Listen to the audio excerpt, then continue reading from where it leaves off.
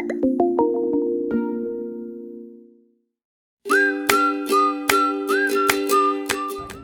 Arne. I'm the VP of Tech at Farmers Fridge, and right from the beginning, we were a vending machine business, so we were always trying to get fresh food at places that is accessible for the people. Make it as easy to get fresh food as it is to get a candy bar. So self-service was probably where we started and was a natural space for us. Aaron Noveshen, founder and CEO of Starbird, Positively Delicious Chicken, also founder of the Culinary Edge Innovation Agency out of San Francisco. At Starbird, we're an omni-channel approach to serving food to consumers, which means we're highly tech-enabled, and we really think about how do we outsource as much of the activity to the consumer as possible, and whether that is from a beverage perspective, using kiosks, or using all our digital technology to place orders. We're moving everything in that direction to ensure that we highly optimize our productivity and allow the guests to guide their own experience. I'm Josh Goodman, founder and CEO of PourMyBeer and PourMyBeverage. I was a guy in a bar that couldn't get a drink, and I figured there's got to be a better way to get your beverage when you want it. So I invented a product that allows customers to become the bartender and pour their own beer, wine, cocktails, and then as of recent, sold 25% of the company to Coca-Cola. So now we're getting heavy into the soft drink game. So if you don't have to wait for a drink and it's a self-serve location, we're typically the company that's making that happen. So. Awesome. Well, thanks guys for being here. Aaron, let's start with you. I know you guys have your self-service kiosks. Did you start with those, or did you add them later after your first few restaurants? Yeah, we did not start with them. Okay. And our initial hypothesis around Starbird was really about 50% lunch, 50% dinner, 50% on-premise, 50% off-premise. And we also were the first restaurant to have people order on their phone and say I'm here and have things brought to their car that way, which had its host of challenges. What we learned over the years is that the consumer does like to interface with you digitally. Sometimes they want to do that from the confines of the restaurant. Other times they want to be on their phone. Sometimes they want to be on their laptop. So we most recently added kiosks. It's been about 2 years now. We've opened a couple restaurants kiosk only even. And the consumer is absolutely gravitating to that. I think I mentioned in the last session, one of our restaurants has only 2% of all transactions happening human to human every day. And that restaurant also has about 12% of all transactions happening through a kiosk, and the other 85% happen outside the four walls. So we've really found the kiosk has a higher average check. The guest has an experience where they're not feeling rushed, they do it at their own pace, and they feel a lot more secure that accuracy is happening when they're the one putting the order themselves. Okay. Well, Arne, like you said, you've always been in the self-service business. So can you talk a little bit about, explain to everybody like how it works, the technology behind it? Sure. We have vending machines that we write all the tech in there.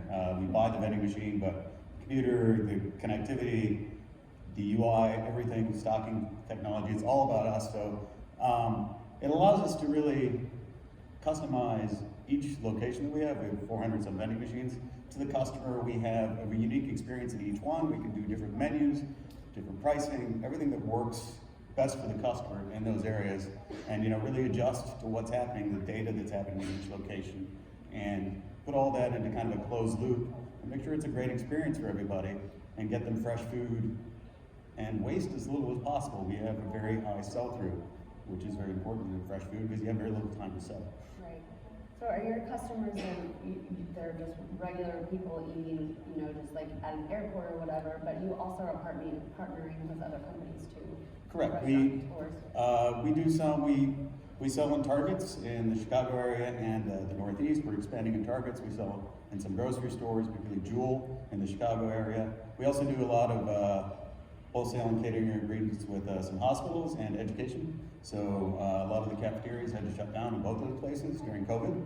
So they started needing fresh food or food to give people. So we had containers, very packaged containers that was easy to store as long as you keep it cold. The shelf life was about 7 to 9 days, so it was quite a good setup for them. We could ship it to them, and they could sell it in keep, you know, having food available Right. in a time when it was difficult to get food. Right, right. So Josh, who's your customer, your target customers then? Who's using your product? Yeah, Besides me. everyone. Anyone that has beverages, is anyone? No. So, you know, when I started it, I really was focusing just on, you know, existing bars and restaurants to use our technology to kind of switch things. But what I realized pretty quickly is a lot of people were hesitant to spend $50,000 or $100,000 to totally change their business model. So then I kind of went down the path of, well, it's got to be a brand new establishment. So the first probably 100 or so projects we did were brand new. They opened the concept around craft beer. Typically was our kind of, I guess, gateway drug. So they, you know, they would have 30, 40, 50 taps, but they would put, 30, 40, 50 breweries on there, and so you could go to one location and sample. You know, that was for, like, if you ever go to a brewery or like a tap house, you'll find there's people that are like, can I try this? Can I try that? Can I try this? And then all of a sudden they've sold through, you know, $10 or a few $100 worth of product without actually selling it, you know? So our whole concept is about, you know, exploring, sampling, and trying things, but it's also about reducing that friction that typically happens between placing the order with the server, similar, you know, to what Aaron was talking about with the kiosks. Like, it's reduction of that friction. But our end customers now, it's really kind of gone back to where I thought it was going to be. We're getting some existing establishments saying, look, you know, we can't find employees, or we can't find, or we just, it's too expensive. So we want to, you know, implement this self-pour concept as part of our brand now. Or at least testing it out, like Dave & Buster's putting them in a bunch of locations now too. So it's not going completely away from staff, but adding that extra automation, so when they do get hit with those heavy crowds, they're not losing sales or making angry customers. It's interesting. We found that every customer's not the same. You know, someone really wants someone to pour their beer, and somebody really wants to pour their own beer. You know? And it's a very different need state. And so we always think about meeting the customer where they want to be met is our philosophy generally. And we find that, like, I think about how people order from us. You can order from Starbird, I think, 10 different ways. I mean, at least 10 different ways. I mean, if you include our catering, we have 4 virtual brands. You can reach Starbird through Starbird Salads, through a native way. You can go through social media and order through there. You can go direct search through Google. And there's just, it's amazing how spread out it is. Like, each one of these different channels, I think we get our report, I think we have pretty like 17 different channels of ways you can order at a Starbird, and they all have traction. It's pretty mind-blowing. You touched on labor, so I'm assuming, but Aaron, was that part of the decision to roll out kiosks to kind of help with that, or is that just an added benefit? Excuse me. It's where everyone is trying to. I don't like to think about saving labor or things. I always think about how do we just allow our assets, our human assets, our people to be as most productive as possible, where they're really adding value. And so a lot of times, cashiers are not adding that much value. You know, we don't have a restaurant other than our ghost kitchens where we don't have cashiers at all, but we really limited the investment, right? We're a pretty expensive POS system, so we don't need 3 POS terminals. You know, we're down to 2. We probably only need 1, but the second one is more in case something just completely goes down, or we get hit and the manager has to come over. And, you know, we've got more than 3 people ever in the line. We never want to punish our guests that way. We like to reallocate labor where it needs to be. You know, we're focusing heavily on accuracy and making sure that the touch point where people are receiving their food is actually the greatest point of anxiety. The ordering point is less anxious for the consumer. The receiving food and making sure that everything's there. You know, we get more forgot my sauce. Tenders without sauce suck. We hate you. Why do you always forget my sauce? Stop forgetting my sauce. So we want to, you know, alleviate that problem as much as we can through the accuracy that kiosks provide, but also shifting that for that final human check. Right. Well, as far as investment goes, like how some operators might be thinking about doing that, but when is it cost effective? How do you know? I mean, the math is an instant Is from it? where we're, you know, I mean, we opened one restaurant in Campbell, California. It's kind of San Jose, a pretty nice area. We opened during the pandemic, and We opened the restaurant without the doors open. So we were closed for a year, I think I mentioned before, and we opened this restaurant with 2 kiosks outside. We did have a human person in the doorway. You know, we designed this restaurant at the kiosks inside, and then, you know, like up through those designs out the door. You know, that's not happening anytime soon. And the rate of use of the kiosk was, I think it was 90% compared to a person who was standing there. That not counting people who were using our app or mobile technology. And it was just, became obvious, like we had to have these everywhere. And the cost, I don't know, maybe it's somewhere from $7 to $10 a day. I can't remember exactly what the cost is. Actually, it's much less. That's for a couple kiosks. And when you think about that cost and not having to have a person for 2 shifts at a cash register, I mean, it's a non-starter. It's kind of similar for us. I mean, we know how much a vending machine costs. We can figure out how much it costs to deliver the food, you know, how much it costs to install. All those things are pretty fixed. We know all that, so we know at every location about how much revenue we got to have to do it. So it's a pretty simple thing. It's a lot less challenging than if you have to deal with labor. You actually know what your costs are up front. It's pretty easy to figure out whether this location will work or not.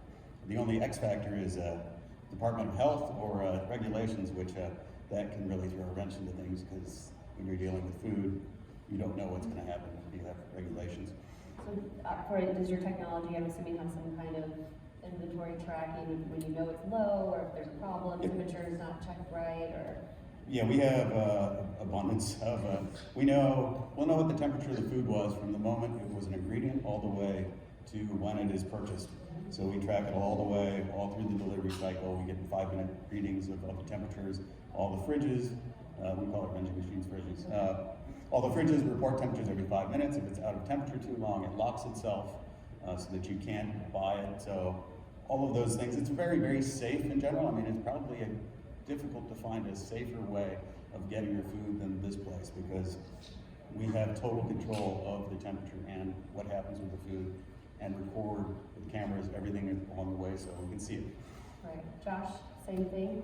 Well, I was going to comment on what Aaron said about the repurposing of staff, you know, because similar to a cashier, like if someone's pouring a drink, like you're not saying you don't need that person, they can do something else that's more helpful. So like one of our customers, District Brew Yards, they've got 4 breweries in one facility, and instead of having the bartenders, you know, pour the beers, they have essentially an ambassador at each wall that's there to communicate with the person. Hey, do you like sours? Do you like hazies? Like what? You know, if you that beer right there was just made 2 days ago. I was actually back there making it. Like, so it's you're putting them in a place where they can help with the guest experience, but not do a menial task of pouring. Like it's not, you know, not the, you know, it does require some skill, but it's not, you know, something that any average person can do. So I just wanted to kind of echo that, because it's not elimination of labor, it's repurposing of labor in a way that's going to help the customer have a better experience too. I experienced it. I've been to one of your locations, so yes, they do have, like, they get to be the fun part of the bartender. Right. Talk about the product, talk about what they want. If you want that, you can go talk to them, and if you don't, you just go and put an ounce in and taste it, right? Educating and marketing. You're Yeah. obviously going to be driving sales Yep. versus if they're focusing so much of their energy on taking I got to do this processing. Yes. We love outsourcing our labor to our guests when they feel like they're going to have a better experience by being the one in charge. Like there's certain things, you don't want your guests having a bag their own food, not that fun. You want your guests to, make the sandwich or whatever. But they love having certain aspects of that job themselves where they feel in control and they feel that they're going to get exactly what they want. At Starbird, do they like do their own sodas? And Guests do.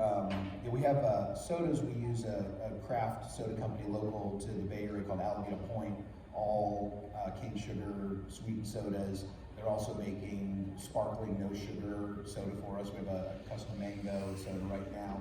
They self-serve that. Some people like to mix and match. I mean, this whole mixing of sodas thing, I had kids finally and realized it's real. It's a real thing. It's amazing how many people taste things and try things and because they're all a lot of new products. And then we also have self-serve of our house-made lemonades and house-made teas that the guests love to try and test. And they don't have to commit to something 100%, which is nice. Especially like in your beer, it's you're pouring beer in the taste. You can say, I love to taste the beer before I commit in some places, and you might as well charge them for that ounce. I've spent plenty of money on those tasters too. Like, I'm like, that was a $13 pour by the time I sat down, because I had to taste like an ounce of, I guess I had six beers before I sat down with it, so maybe everyone's winning. I do think it's kind of funny. I'm thinking about when you asked that. Now, we can make more product per employee as we grow, so it's clearly saving us labor, but it doesn't really feel that way because we're still in the labor crunch like everybody else. We need more drivers, we need more people working the line.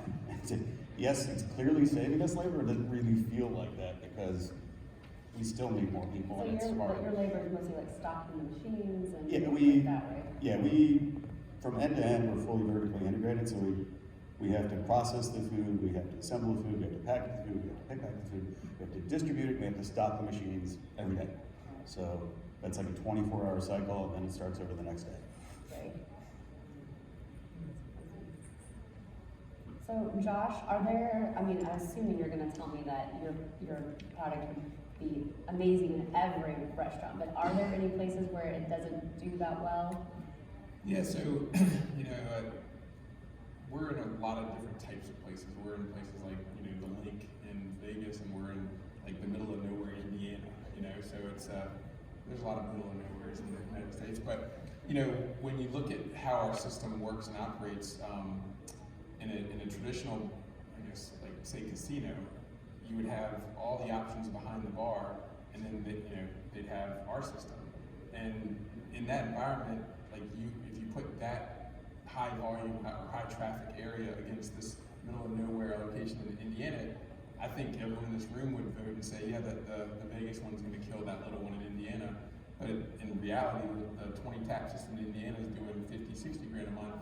And the one in Vegas is only doing like 15 or 20,000 a month.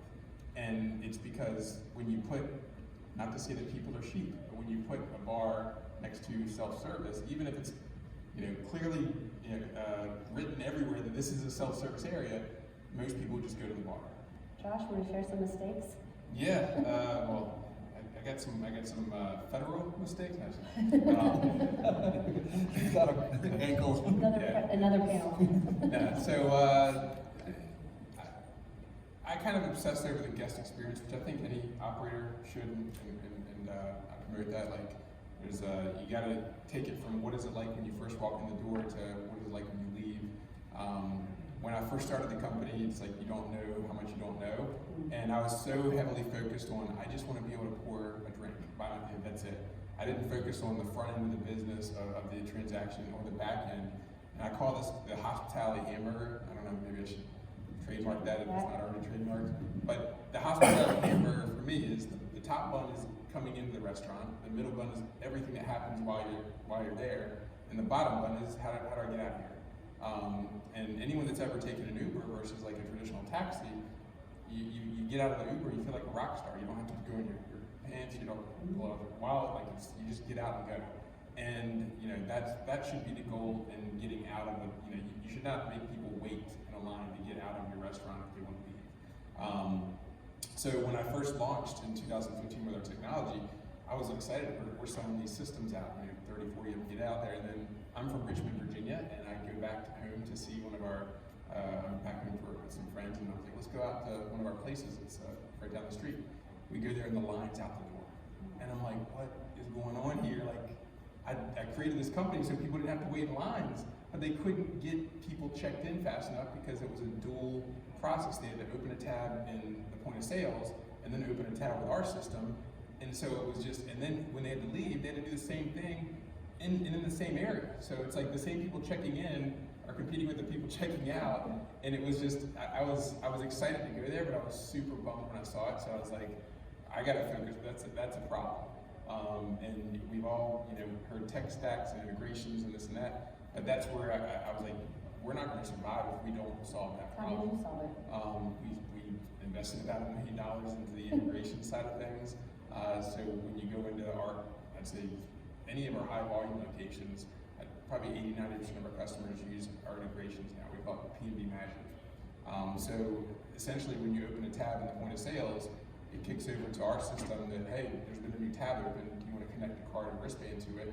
And then you do it, and now the check-in process is 10 to 15 seconds versus it was probably, 45 seconds to a minute to some degree, because you had to type in the person's name and all this repetitive information. And then when they leave, they just drop it in the bucket. So most of our customers, they have predetermined buckets of like 10%, 15%, 25%, 30%, and they put little funny things like we need to do better, for the 10% one. We did okay, we killed it, we're the best place in the world. You're coming back 100 more times or whatever. So just making it more fun and easy to get in and get out. And I think that's what's allowed us to grow, and that's why some of these bigger brands are taking notice. Is it's like when you go and use our technology now, you're not waiting in a line.